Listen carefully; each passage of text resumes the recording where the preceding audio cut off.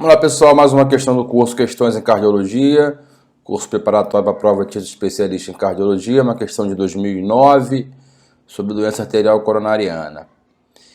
Uma questão clássica do dia a dia. Paciente com quadro de dor torácica isquêmica prolongada iniciada há 2 horas. Antecedentes de tabagismo, hipertensão, AVC há 2 meses e hipercolesterolemia em tratamento. Já utiliza AS, simvastatina e beta-bloqueador. O eletro evidencia um supradesnivelamento do segmento ST. A conduta mais indicada em relação à terapia de reperfusão é, vamos lá, A, fibrinolítico endovenoso, B, fibrinolítico mais angioplastia de resgate, C, não indicação de terapia de reperfusão, D, angioplastia primária, mesmo que demore mais de 90 minutos, e E, angioplastia primária só se disponível em menos de 60 minutos, se não fazer fibrinolítico. Vamos lá, uma questão clássica, uma questão de infarto com supra, paciente com dor torácica, ele já me fala que é uma dor isquêmica, ele já me fala que o eletro tem um supra de ST, então é provavelmente uma síndrome coronariana aguda com supra de ST. A primeira coisa que a gente tem que saber é o seguinte, é um eletro com supra no paciente com dor, primeira, segunda, terceira e 10ª hipótese é infarto com supra, que é o infarto com supra. Todo mundo sabe que é a artéria ocluída. A artéria ocluída, eu tenho que abrir essa artéria o quanto antes, porque tem aquela velha história que a gente já escuta em todos os congressos de cardiologia, tempo é músculo. Então, artéria fechada, coronária fechada, quanto mais tempo de coronária fechada, mais tempo de isquemia miocárdica, fibrose miocárdica, o paciente vai evoluir cardiopatia isquêmica e o paciente vai ser um doente crônico. Então, supra é igual artéria fechada, supra como doença coronária. Então, toda vez que a gente pegar um paciente com dor torácica na emergência, o que os protocolos da SBC, os protocolos dizem? Eu tenho que fazer um eletro em 10 minutos. Por quê? Porque se o eletro tiver supra, eu tenho que abrir essa artéria. Eu tenho que desenvolver todo um trabalho para fazer a abordagem desse paciente com supra. Então, paciente com dor torácica, fatores de risco, eletro com supra, até que me prove o contrário, é infarto com supra. Mas é bom a gente lembrar que existem outras causas de supra, como pericardite é aquele paciente mais jovem, paciente com quadro gripal recente, a gente pensar em pericardite, paciente com repolarização precoce, bloqueio de ramo esquerdo também pode dar um supra, aneurisma de ponta também pode dar, brugada pode dar, ritmo de marca-passo também pode ter supra, AVC, aumento da pressão intracraniana também pode ser supra. Então, mas geralmente o supra da doença coronária vem acompanhada de um quadro de uma dor forte, né, a dor típica. Então, muitas vezes, na maioria das vezes, é fácil você identificar um supra. Beleza, então vamos lá. Então, supra, a gente sabe que é igual a artéria fechada. Então, a artéria fechada, eu tenho que abrir essa artéria. Então, o paciente entrou com dor torácica, tem que fazer eletro em 10 minutos. Tem que fazer eletro em 10 minutos, eletro definir que é um supra. O que eu tenho que fazer? Como é que eu vou abrir essa artéria? Eu tenho dois métodos de abrir essa artéria, ou por intervenção coronária percutânea, ou por fibrinólise. Hoje, mais de 90% das vezes, principalmente nos grandes centros, a gente faz angioplastia primária. Nos hospitais particulares, né, que tem serviço de hemodinâmica, mais de 95% das vezes a gente faz a intervenção coronária percutânea. Por quê? Porque o fibrinolítico é uma droga muito potente, que ela vai abrir a artéria, ela vai dissolver o trombo, porém tem grandes chances de fazer um sangramento maior. Fazer um sangramento na pele, tudo bem. O risco é pequeno de morbidade desse paciente. O problema é fazer um sangramento maior no intestino, fazer um sangramento intracraniano, principalmente. Então, toda vez que eu não tiver um serviço de hemodinâmica para fazer a intervenção coronária percutânea de emergência, eu tenho que lançar a mão dos fibrinolíticos. Porém, toda vez que eu for fazer o fibrinolítico, eu tenho que afastar as contraindicações. Então, nós temos contraindicações absolutas e contraindicações relativas. O que a gente tem que saber, principalmente, são as contraindicações absolutas. Isso tem que estar gravado na mente ou gravado no celular, e a gente tem que lembrar sempre disso, tá? Então, quais são as contraindicações absolutas no infarto com supra? Qualquer sangramento intracraniano prévio, AVC isquêmico nos últimos 3 meses, ou seja, se o paciente teve alguma história de AVC hemorrágico, é contraindicação absoluta fazer trombolítico. AVC isquêmico nos últimos 3 meses, dano ou neoplasia do sistema nervoso central, trauma significante na cabeça ou no rosto nos últimos 3 meses, ou seja, pode ressangrar, sangramento ativo ou de átese hemorrágica, exceto menstruação. O paciente tem um sangramento ativo no intestino, ou seja, o paciente tem uma melena, o paciente tem melena, hematócrito caindo. Se eu tiver ou seja, provavelmente tem um sangramento intestinal, ou seja, contraindicação de fazer o fibrinolítico. Dissecção de aorta, né? Dissecção de aorta, se eu fizer um fibrinolítico, essa dissecção vai continuar e o paciente vai morrer. Paciente discrásico, discrasia sanguínea. Então, essas são as contraindicações absolutas. Então, toda vez que for fazer um fibrinolítico, no infarto com supra, ou no AVC agudo, no AVC isquêmico agudo, ou na embolia pulmonar com instabilidade hemodinâmica, eu tenho indicação de fazer trombolítico, eu tenho que afastar as contraindicações. Tá? Afastar e escrever em prontuário. Contraindicações absolutas. Contraindicações relativas, a gente vai pesar o risco-benefício, né? A história de AVC acima de 3 meses ou doenças intracranianas não listadas nas contraindicações absolutas, gravidez, paciente em uso de antagonistas da vitamina K com INR alargado, sangramento recente, ressuscitação cardiopulmonar prolongada ou cirurgia de grande porte menor que 3 semanas, hipertensão arterial, uma pressão sistólica acima de 180, hemodiastólica acima de 110, é uma contraindicação relativa, tem que primeiro controlar a pressão para depois fazer o fibrinolítico.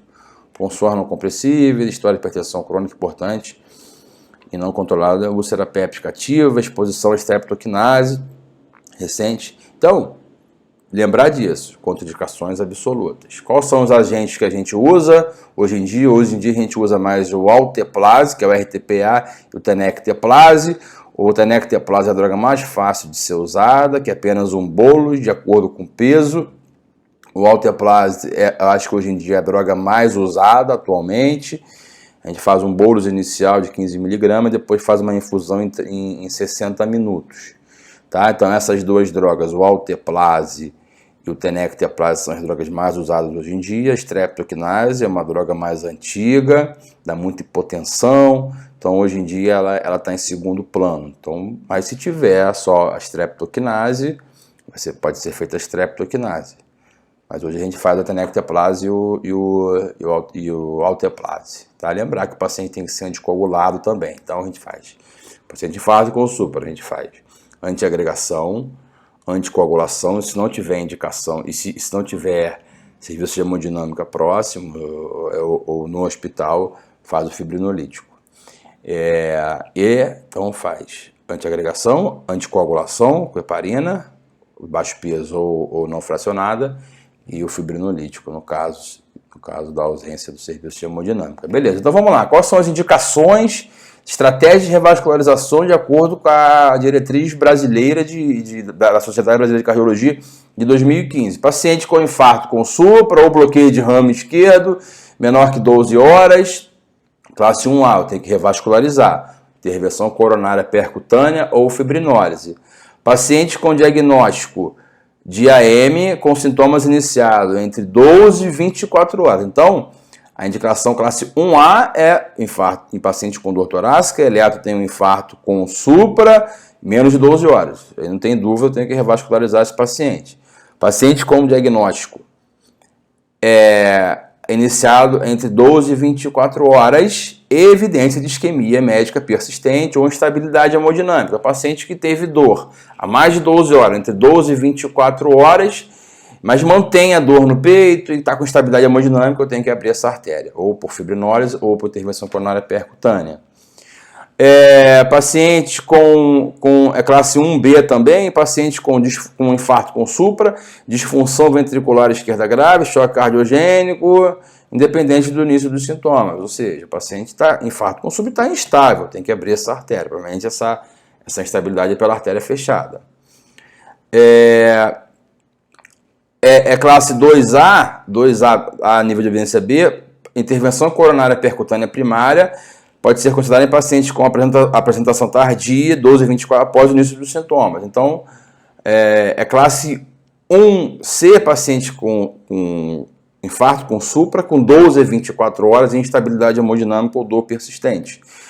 E o paciente paciente com dor entre 12 e 24 horas e com dor, infarto com supra entre 12 e 24 horas é a classe 2A, nível de evidência B, tá? Então, se o paciente tem essas duas diferenças, é se estiver instável, entre 12 e 24 horas, né? E é 2A nível de evidência B, se o paciente estiver entre 12 e 24 horas. Ou seja, não está errado fazer angioplastia no paciente entre 12 e 24 horas, tá? Agora, se o paciente tem um infarto com supra mais de 24 horas, é classe 3, tá? Nível de evidência B, ou seja, paciente com infarto com supra, o vaso está fechado há mais de 24 horas, provavelmente esse músculo já morreu. Então não tem indicação de fazer ou a intervenção coronária percutânea ou a fibrinólise. Esse aqui é baseado naquele antigo estudo lá atrás. Um dos principais estudos foi o estudo Holt, que contemplou essa hipótese de que paciente a mais de 24 horas não tem benefício de eu fazer a abertura da artéria. E esses números são importantes, tá? É uma orientação da Sociedade Brasileira de Cardiologia, nível de evidência 1B. Os tempos do paciente com infarto com supra. O paciente que entrou com dor torácica tem que fazer um eletro até 10 minutos. Então, dor torácica, a primeira coisa que tem que fazer é eletrocardiograma para definir se é infarto, se é supra, se não tem supra, tá? E a segunda coisa, tem que definir se tem um centro de hemodinâmica no hospital ou próximo. Se eu definir que não tem um centro de hemodinâmica próximo, definir que eu vou fazer fibrinólise, afastei as contraindicações, o que eu tenho que fazer? Fazer trombolítico. O trombolítico tem que ser feito, de acordo com a Sociedade Brasileira de Cardiologia, em até 30 minutos. O paciente chegou no hospital, definir que é infarto com supra, definir que eu não vou fazer angioplastia primária, a intervenção coronária percutânea, definir que eu vou fazer a fibrinólise. Então eu tenho que fazer a fibrinólise em até 30 minutos, é o que a diretriz nos recomenda. Beleza. Então, definir que o paciente tem infarto com supra, definir que tem que ser abordado. Tem que ser ou fazer intervenção coronária percutânea ou fazer fibrinólise. Se eu tenho um centro de hemodinâmica no hospital, eu tenho que ligar para o hemodinamicista, vir correndo para o hospital, e essa angioplastia, o famoso porta-balão, hoje em dia é o porta-fio, em até 90 minutos. Então o paciente chegou no hospital, eu tenho que estar com a artéria aberta ou com fio passado na artéria culpada pelo infarto em até 90 minutos. Tá? Então, eletro em 10 minutos, se for fazer fibrinólise 30 minutos, o porta-balão, hoje em dia é o chamado porta-fio, até 90 minutos da entrada do paciente no hospital. Tá? Não é do início da dor, da entrada do paciente no hospital. E quando que eu vou transferir esse paciente? Então, a dúvida, eu transfiro o paciente se eu não tenho um centro de hemodinâmica no hospital, mas eu tenho um centro de hemodinâmica próximo. Qual que é a orientação da Sociedade Brasileira de Cardiologia? Eu vou transferir o paciente para o hospital se eu conseguir fazer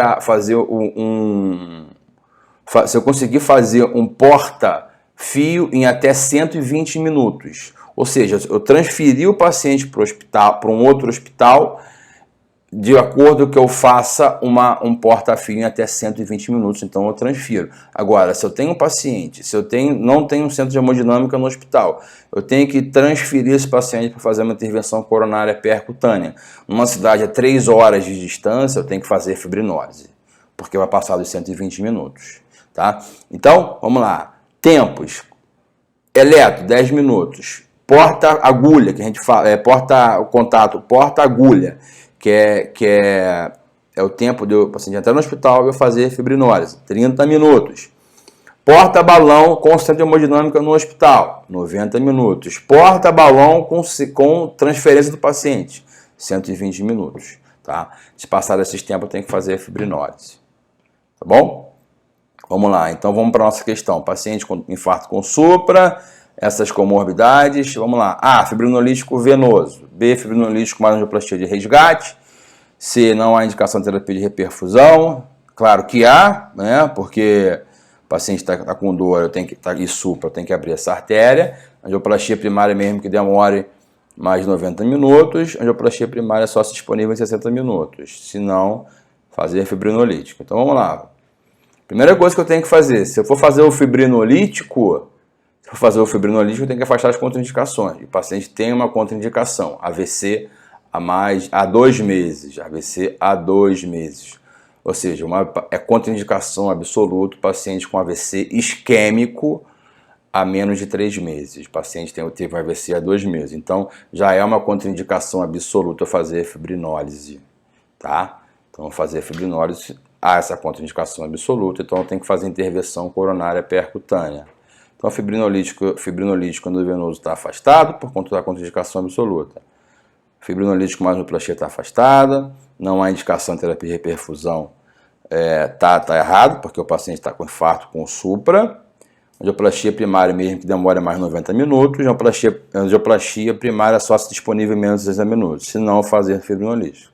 Fazer fibrinolítico não está errado, né, por causa da contraindicação absoluta, e o tempo não é 60 minutos, não são 60 minutos, são 90 minutos. Então, resposta, letra D de dado, angioplastia primária mesmo que demore mais de 90 minutos. Questão fácil, tá? Questão fácil.